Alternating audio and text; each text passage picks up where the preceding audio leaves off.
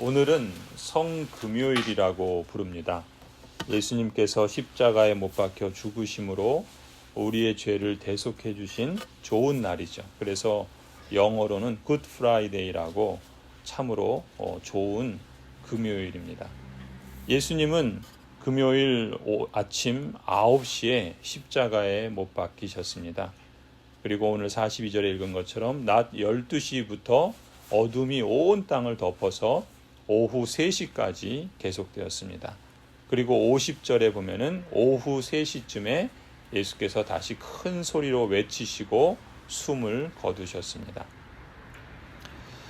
대낮에 어둠이 온 땅을 덮어서 3시간 동안이나 계속된 것은 출애굽할 때 9번째 재앙이죠. 흑암의 재앙이 3일 동안 온 땅을 엄습했던 것을 우리에게 연상시켜 줍니다.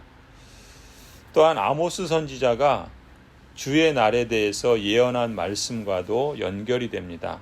나 주 하나님이 하는 말이다. 그날에는 내가 대낮에 해가 지게 하고 한낮에 땅을 캄캄하게 하겠다. 내가 너희의 모든 절기를 통곡으로 바꾸어 놓고 너희의 모든 노래를 만가로 바꾸어 놓겠다. 내가 모든 사람에게 굵은 베옷을 입히고 머리를 모두 밀어서 대머리가 되게 하겠다. 그래서 모두들 외아들을 잃은 것처럼 통곡하게 되고 그 마지막이 비통한 날이 되게 하겠다. 또 요엘 선지자도 주의 날에 대해서 예언하면서 이렇게 말씀합니다. 주님의 날이 오고 있다. 그날이 다가오고 있다. 그날은 캄캄하고 어두운 날, 먹구름과 어둠에 뒤덮이는 날이다. 셀 수 없이 많고 강한 메뚜기 군대가 온다. 마치 어둠이 산등성이를 넘어오듯이 새까맣게 다가온다. 까마득한 옛날까지 거슬러 올라가 보아도 이런 일은 없었다. 앞으로 1000만대에 이르기까지도 다시는 이런 일이 없을 것이다. 선지자들이 예언한 것처럼 주님의 날은 흑암의 재앙, 통곡과 죽음으로 이 땅에 임하였습니다. 하지만 이것으로 끝이 아니죠. 하나님과 인간 사이에 막힌 담이 허물어지고 죽음에 갇혀있던 사람들이 살아나는 열매를 맺게 됩니다. 52절이죠. 무덤이 열리고 잠자던 많은 성도들의 몸이 살아났다. 그리고 그들은 예수께서 부활하신 뒤에 무덤에서 나와 거룩한 도성에 들어가서 많은 사람에게 나타났다 말씀합니다. 그렇기 때문에 주님의 날에 임하는 심판은 죽음이 아니라 새로운 생명입니다. 예수님의 죽음은 패배가 아니라 승리인 것이죠. 예수님의 이름처럼 자기 백성을 구원하기 위한 하나님의 뜻과 작정을 결정적으로 이루신 역사적인 구원 사건입니다. 예수님께서 십자가에서 숨을 거두실 때 성소의 휘장이 위에서 아래로 찢어졌습니다. 51절 말씀하죠.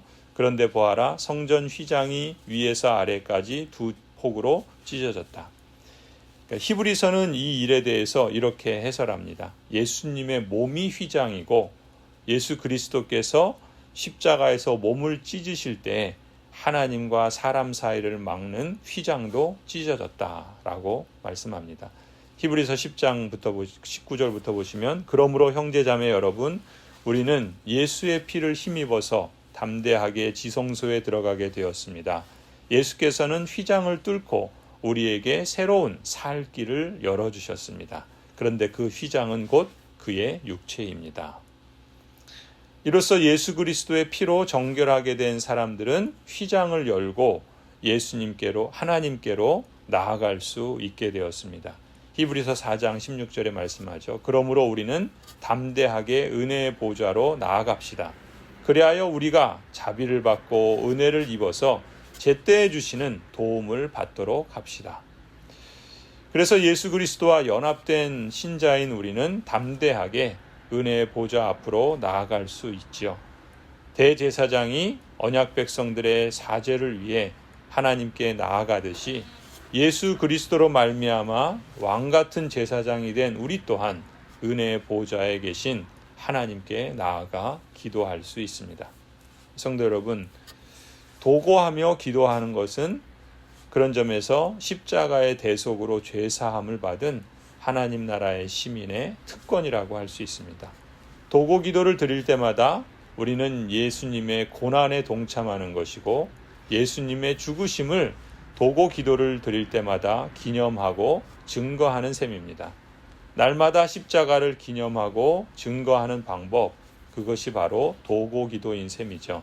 하나님의 나라를 위해서 또 교회를 위해서 기도할 수 있습니다. 또 우리 마을과 이웃 사람들을 위해서 기도할 수 있습니다.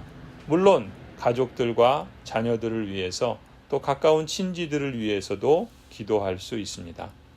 오늘 위하여 도고 기도해야 할 사람들을 여러분의 머릿속에 한번 기억해 보시기 바랍니다. 굿 프라이데이라고 성금요일이라고 부르는 오늘 도고 기도로 그리스도의 고난에 동참하고 예수님의 죽으심을 증거하며 사랑을 실천해 보시기를 권해드립니다. 계속해서 46절을 보시면 죽음에 직면하신 예수님은 성부 하나님께 큰 소리로 부르짖습니다. 엘리 엘리 라마 사박다니. 이 말은 나의 하나님 어찌하여 나를 버리셨습니까? 라는 뜻입니다. 십자가에 못 박히신 육체적인 고통도 극심한 고통이었지만 무엇보다 인생이 져야 할 죄의 저주를 예수님께서 대신 지셔야 하는 진노의 잔이었기 때문에 하나님 아버지께 버림받는다는 것이 이처럼 고통스럽고 견딜 수 없는 일이었습니다. 인성을 가지신 예수 그리스도께서는 3번씩이나 그래서 이 잔을 내게서 지나가게 하옵소서 피땀 흘리며 간절히 기도하셨죠.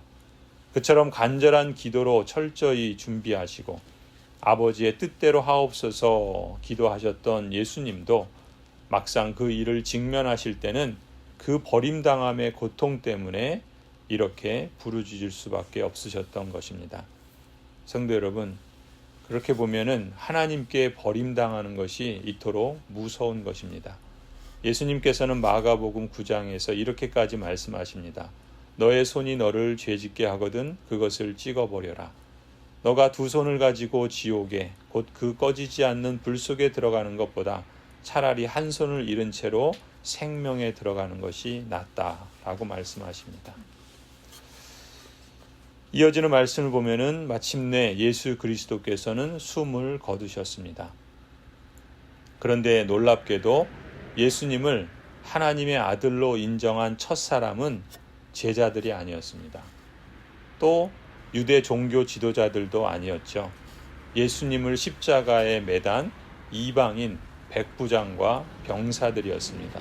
54절을 보면은 백부장과 그와 함께 예수를 지키는 사람들이 지진과 여러 가지 일어난 일들을 보고 몹시 두려워하여 말하기를 참으로 이분은 하나님의 아들이셨다 하였다. 이 하나님의 아들이신 예수 그리스도는 하나님의 버림을 경험합니다. 그리고 하나님의 아들을 죽인 사람들은 그 죽음을 통해서 하나님의 아들을 경험하게 되지요. 주님의 버림당하심은 다른 사람들로 인해 하나님을 경험하는 길이 된 것입니다. 그렇다면은 부활 이후에 제자들이 버림당하는 것도 마찬가지라고 할 수 있겠죠. 예수님께서 이 잔을 마심으로 하나님의 버림을 경험하신 것처럼 예수님은 마지막 만찬에서 제자들에게 잔을 나누어 주시면서 이 잔은 너희를 위하여 흘리는 언약의 피라 말씀하셨습니다. 그리고 이 잔을 제자들에게 나누어 주셨죠. 그런 점에서 이제 이 잔을 나누어 받은 제자들도 부활 이후 예수 그리스도의 버림당함과 같은 버림당함을 세상 사람들로부터 받게 됩니다.